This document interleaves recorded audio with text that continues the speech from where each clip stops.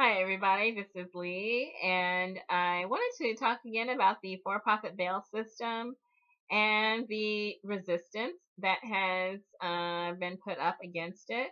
That now it is actually seen as a predatory type of devouring of entire communities.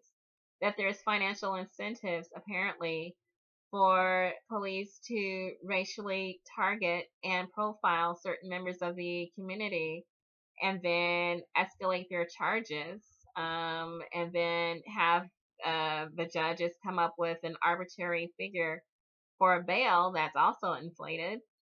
And then that means that the bond is inflated, that often people cannot come up with that bond, a financial promise to appear in court.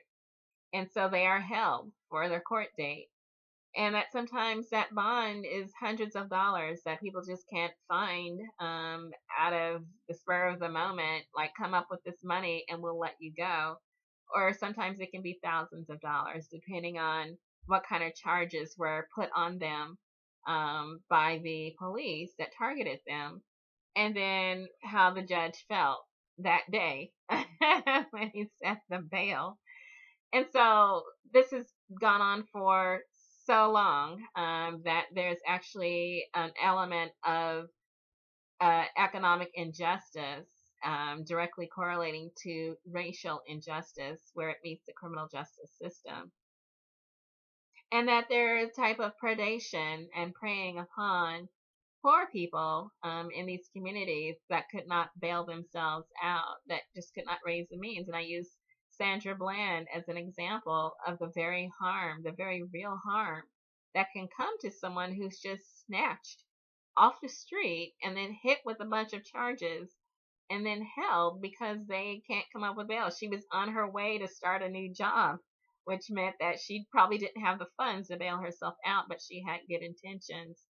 And then she was snatched into, this prison system or this jail system, and then held because she or her family could not come up with hundreds of dollars or thousands of dollars out of nowhere. And so there was the Mother's Day bailout of different mothers that to reunite them with their families in their communities. Money was raised to pay that bond.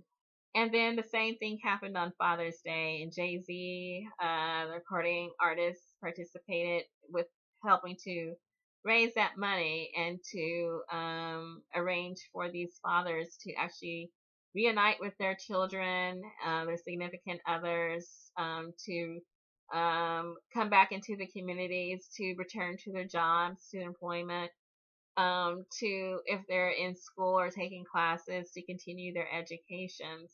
That these fathers were no longer kidnapped victims, who had been targeted and then profiled and then charged on, uh, with hit with excessive charges, and then hit with an excessive bail and an excessive bond.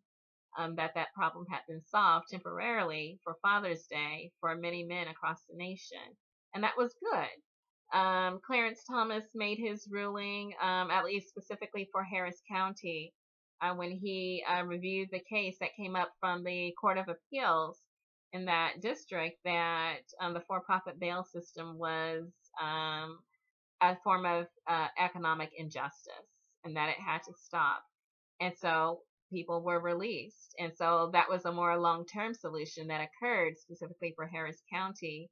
And hopefully that is a trend that will spread, that there will be not this predation upon, the African American community by police who have intentions to racially profile, these men and women, and then the court system that also continues the economic injustice by these bails, and then even the bail bond industry, which is underwritten by the insurance industry, that there will be no more profiteering off of these bail bonds, these escalated bail bonds that target low income and then also minority communities.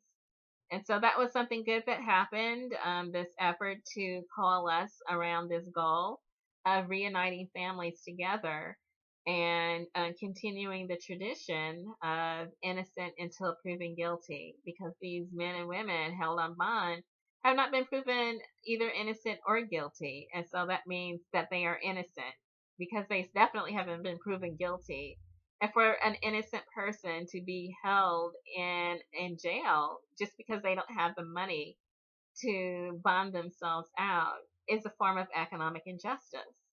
And so even if they are later proven innocent, when once their trial date comes around and they are proven innocent, they are still required to pay off that bond, which means if they're low income or if they have to come up with the money that they missed while they were sitting in jail, they might be behind on everything, rent, utilities, bills in general, and then they still have that debt that they have to pay off, the bond itself.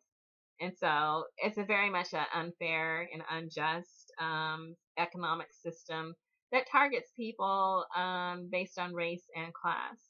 And so that's where it intersects.